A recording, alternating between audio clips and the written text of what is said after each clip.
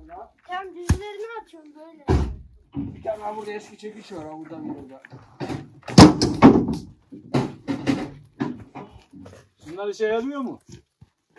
At.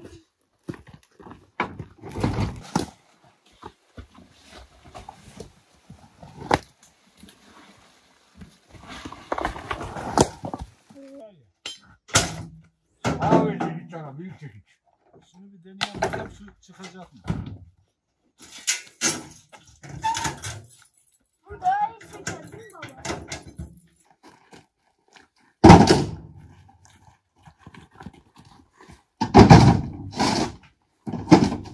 Oradan taşım abi. Çekeriz arabayı.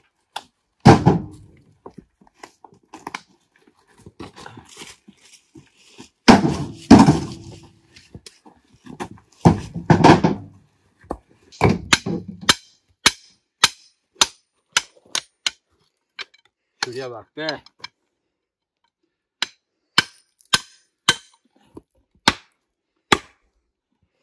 Baba o ne içindi ki? Evye kesli var abi. Tamam. Biraz hafifletmiş olduk.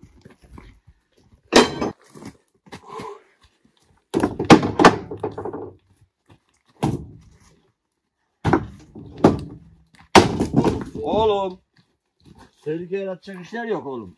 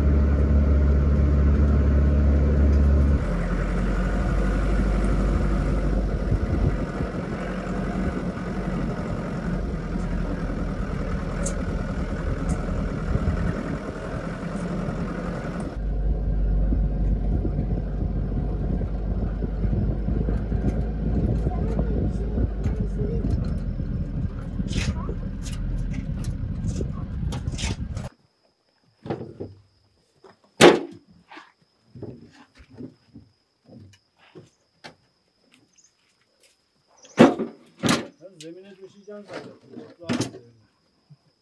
Ya çürümesin diye düşürdüm ilk etapta. Zemine de götürür bak nasıl olsa.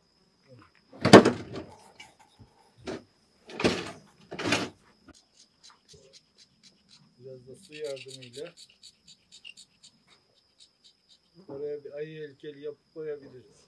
Gelenler korkup kaçsınlar diye. Evet. Hadi gelin aşağıya.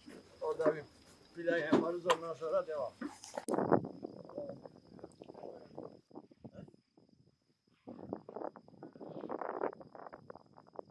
Üstüne bir daha döşeriz.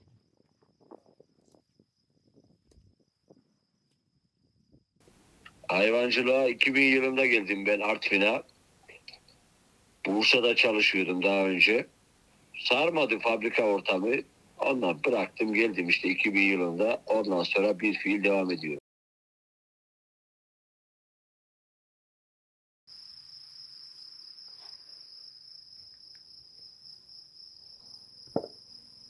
Yukarı Dübeyela. Mayıs'ın 15'inden sonra işte 20'si, 22, 25 hava raporuna göre değişiklik gösteriyor. Öyle değil. Kamera olsun.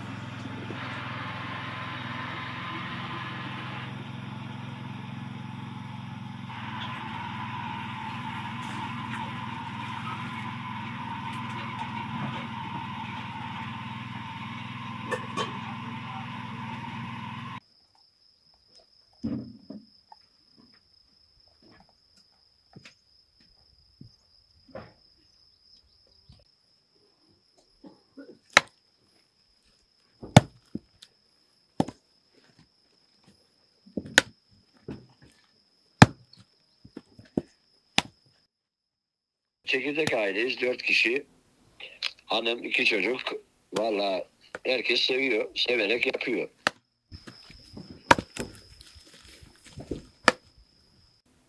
Kesinlikle çocuklar olmasa, eşim olmasa mesela Yunus bile o dünya kadar iş yapıyor. Yani çok aşırı yardımları var. Onlar olmasa yapma şansın. Zaten tek başına yaptığın zaman 40-50 tane bir şey saklarsın, aç kalmasın, açıkta kalmasın, işte idare edersin gider.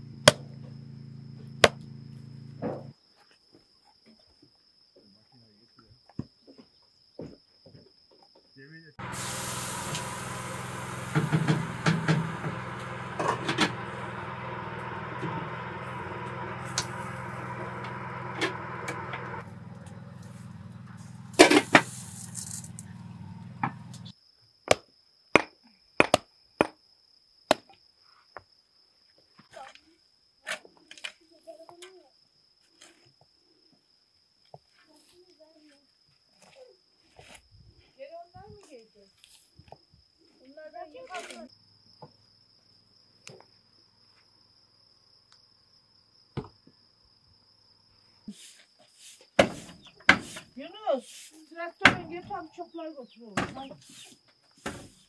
Gel. Traktörü getireyim. He. Tamam. Çokları götür.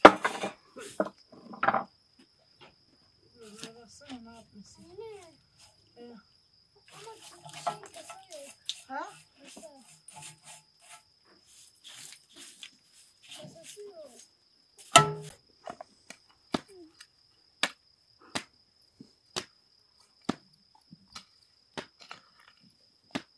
Akşam da yağmur yağar, toprağı oturtturur yerine.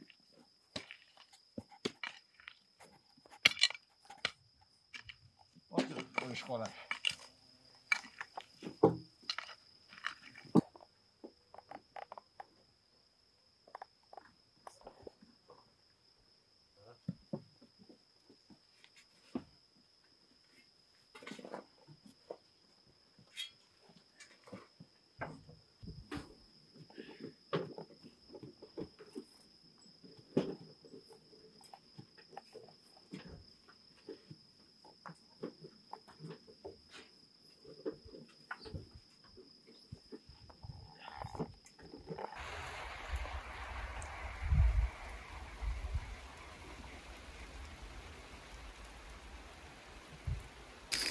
Bazen çok kötü günler oluyor tabii ki.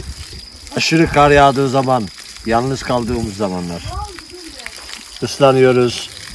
Hayvan hasta oluyor. Bir tane kayıp oluyor. Hastaya mı bakalım, kayıpa mı bakalım? O zaman bayağı daralıyoruz. Onun haricinde pişman olduğum bir şey olmadı. Çadırda altımızdan yağmur geçiyor. Bugün de Kalkıyoruz mezreye iniyoruz. Yağa hiç durmadan da yağardı. bu hayatta bir yediğin aklıda kalır, bir de çektiğin çile aklıda kalır. Başka hiçbir şey kalmaz aklıda. Çok şükür tabii ki. Neden nereye? Yağışlı havalar biraz zahmetli oluyor, sıkıntı. Yunus da dışarıya çıktı mı üstünü batırıyor geliyor.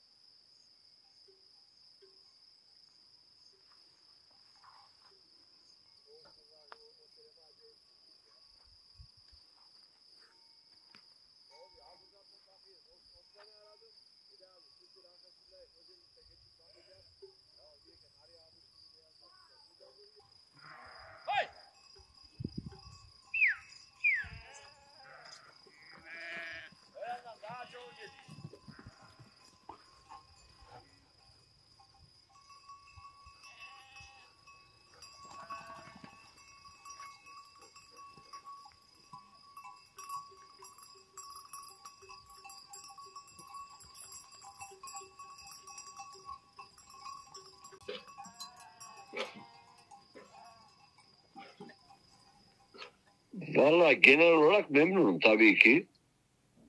Yani hayvana ne kadar bakarsan o da sana o kadar bakıyor yani. Hele de koyun. Koyunun insana bakmama şansı yok. Ya şeyleri, artıları, eksileri şöyle. Mesela koyun çok rahat paraya kavuşuyor. Çok rahat satılıyor. Piyasası var altın gibi. Ama koyunun işçiliği zor.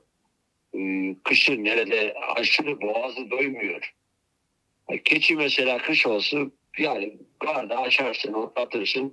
Onun da bu artın gelirinde müşterisi olmadığından biraz sıkıntıya düşüyor. Onun için koyun yapıyoruz. Yoksa yani şey olsa, keçiye müşteri olsa, ortam olsa kesinlikle keçi yaparım ben. Bana göre rahat. Millet mesela diyor ki koyun rahattır falan diyor ama benim için ben daha önce 2 yıl, 3 yıl keçi de sakladım. Hiç koyun yoktu, sadece keçi sakladım. Yani keçi rahat.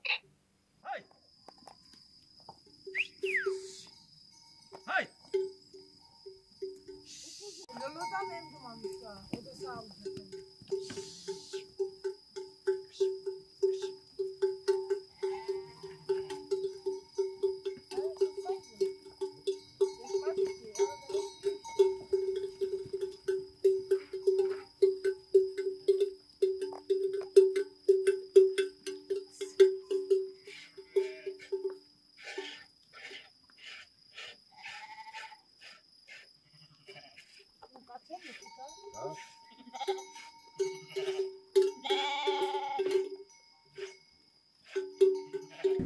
Yok, ben seviyorum, zahmetli olmuyor yani.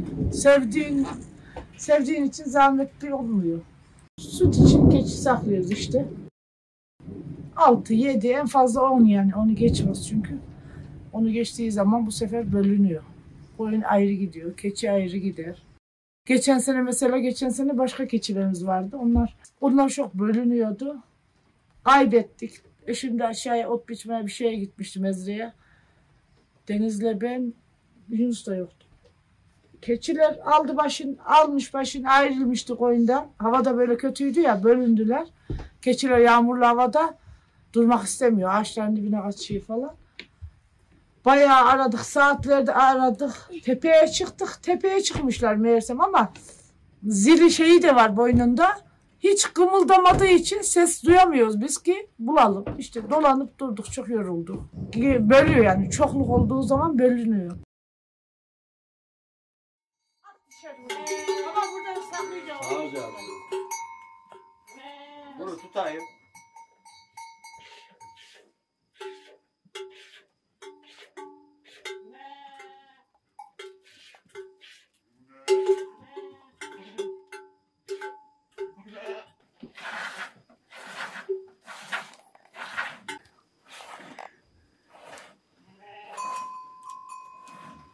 Bu benim geçimdir tabii. 6.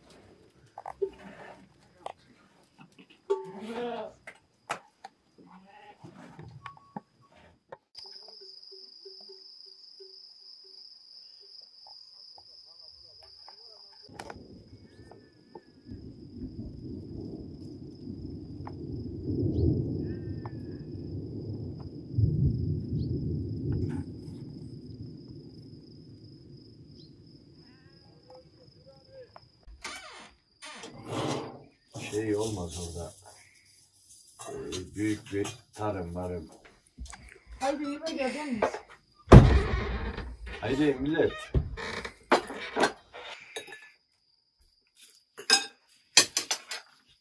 Yemeyeceğim, şunu alacağım.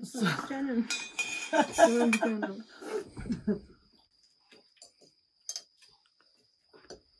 Bunlar sonra siliniyor değil mi? Bilgisayardan.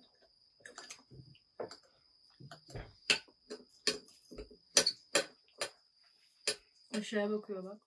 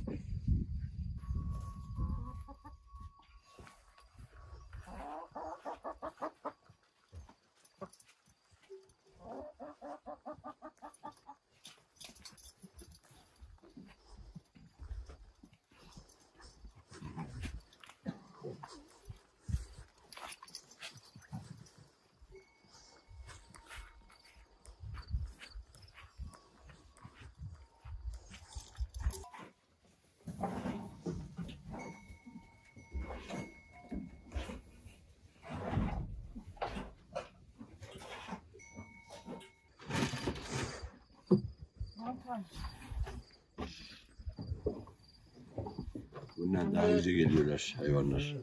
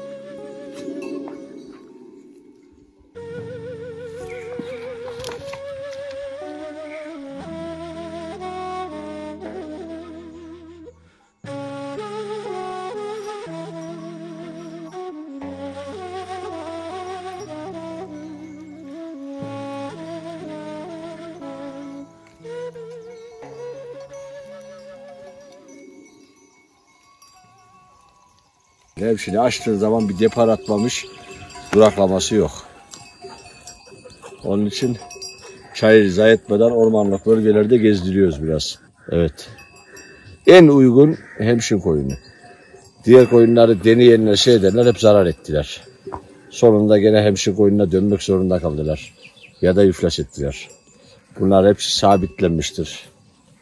Onu bilmiyorum ya, tarihçesine bakmadık ama şeyden gene zaten Türkler göç ederken göçle birlikte gelmiş. Tarihçiler de kendi kafalarına göre anlatıyorlar ama bugün ispatlanmış bir şey. Son 20 yılda mesela en iyi hemşin koyunu. Bundan iyisi yok burası için.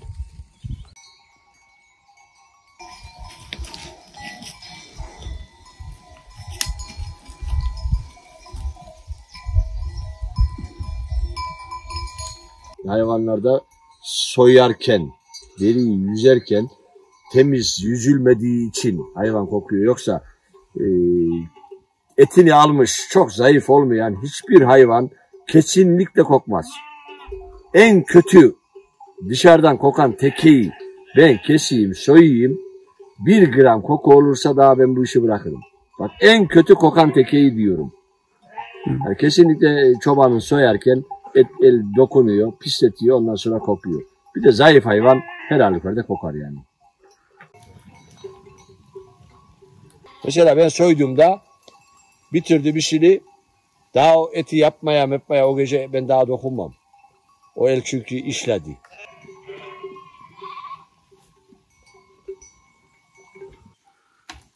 Beyaz önce bu tamam. Ha buradan yukarı gidiyor ya. Hay! Yey!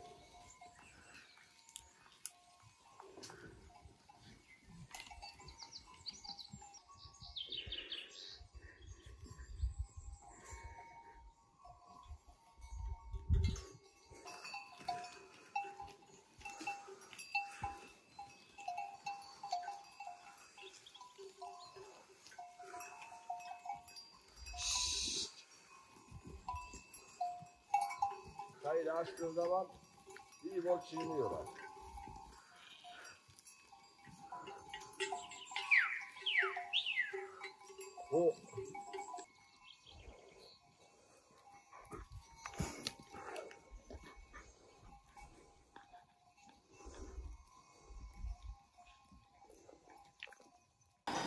Bu akbaş bozması, bir tane orijinal kangal var, 2 tane de yerli ırk var. Süper, kesinlikle kendilerini kanıtlamış köpektirler. Kesinlikle yabaniye karşı defalarca kendilerini kanıtladılar. Zaten bizim yabani kurtele öyle bir sorunumuz yok bu ara. Bir işte ayı uzaktan geliyorsa o geliyor. O da erkenden dönüyor gidiyor.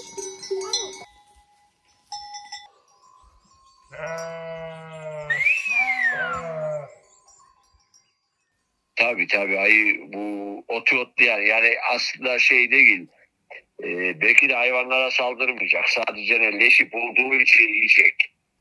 Ama köpeklerle karşılaşınca sıkıntılar yaşıyoruz o konularda.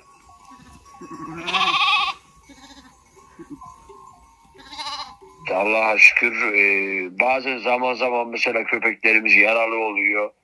İşte yaşlandı, büyük kanca vardı, öldü. Köpeklerimiz zayıf olduğu dönemlerde olmuştur ama şu an mesela şu 2-3 yıldır hatasız kusursuz gidiyoruz.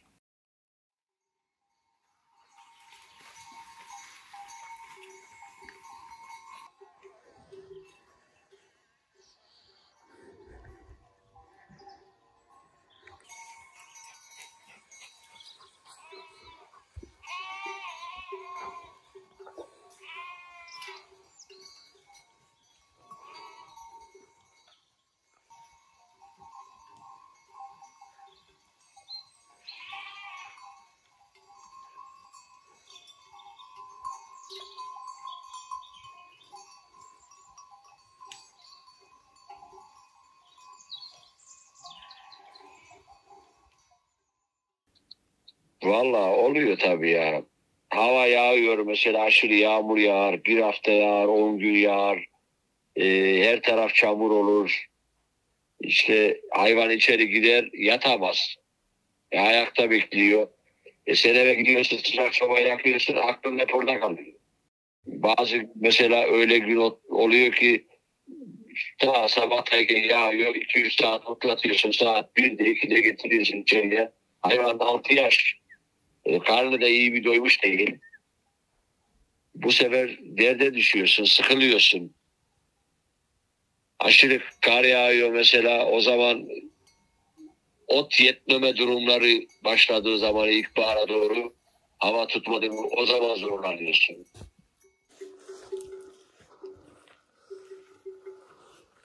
Hey!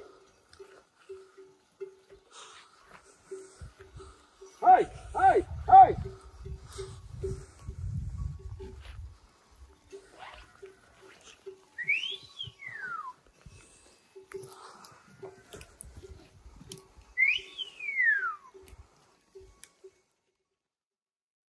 Geçen yıl fareden bezmiştik.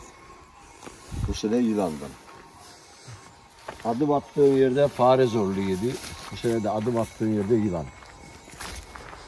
Evet, bir koyun gitti. Aşağı yukarı bütün çobanlardan birer ikişer koyun aldı yılanlar.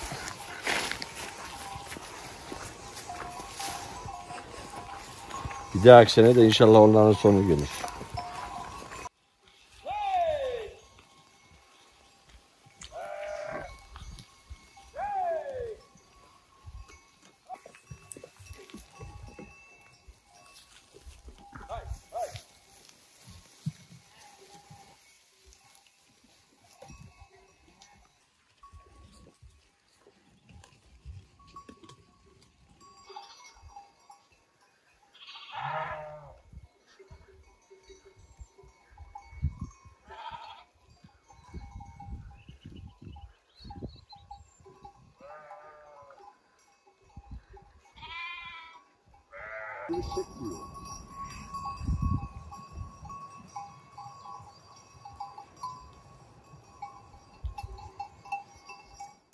...2006 yılında 11-12 tane keçi vardı, kesmek zorunda kaldım o yasaktan ötürü. Daha ileride boğa boynu mevkiinde ormancılar buraya getiremezsin, bir sürü tantana keçileri hep kestim. Sonra işte yasak gene var. Şu anda yasak kalkmış değil. Sadece de göz yumuluyor. Yani Türkiye'de keçi yasak. Hani herhangi bir kimseyle iddialaşmaya gidersen çobanlar her zaman haksız durumda. Ama etini sütünü yerken de hep beraber yiyoruz.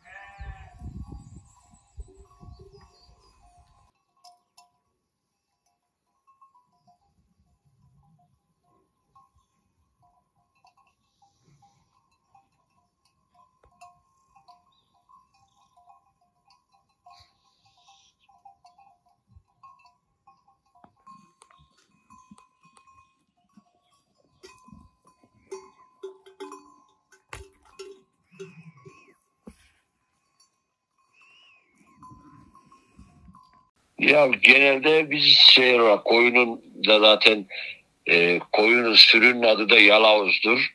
Bizim şehrimizde Yalavuz.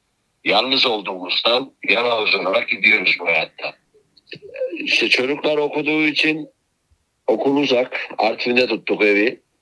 Hanım orada duruyor. Çocukları okutuyor. Cumartesi pazar işte hava şartları iyiyse getiriyoruz. Yani ondan yalnız kalıyoruz. Devam etmeyi düşünüyoruz. Çünkü sen bırak ben bırakayım. Bu hayvancılığın yapılması gerekir. Sonuçta bir milli servet. Para da kazandığımıza göre yani yapacağız inşallah.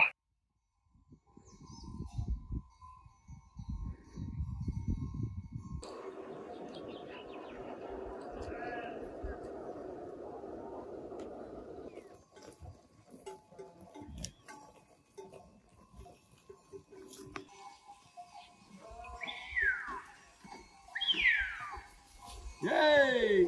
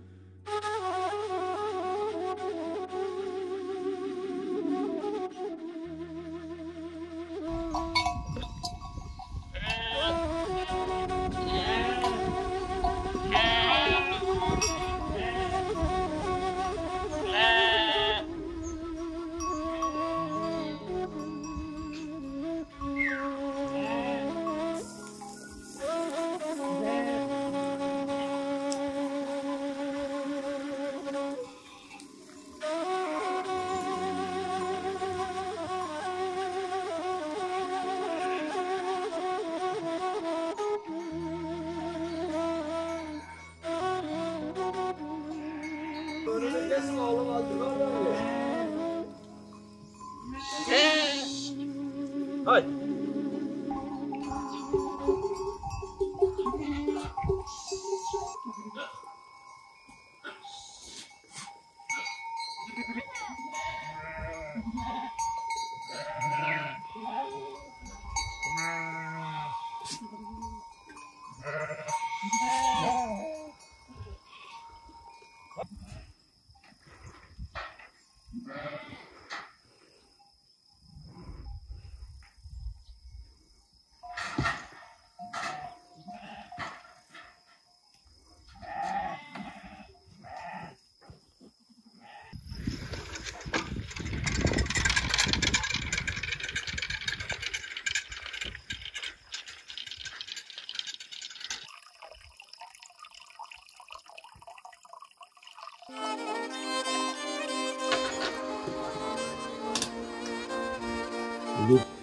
Ya el cepte gezdik gördünüz. Açık havada hayvan otlatmak kolay. Anne makarna Bugün mı yap? yağmurlu havası var. Buzluk havası var, rüzgarı var. İlkbahar. İlkbahar açken mal, yağışlıyken o zaman zor. Zayıf mal çok geziyor. Şimdi gezmiyor ki hayvan, kilosunu almış. Belli bir limitten sonra geldi gördünüz kendi gibi dağda yatıyor. Buraya getirene kadar zahmet çektik ama zahmeti çektikten sonra da bundan sonra da rahatız sonbahara kadar. Yağışlar olmadığı müddetçe.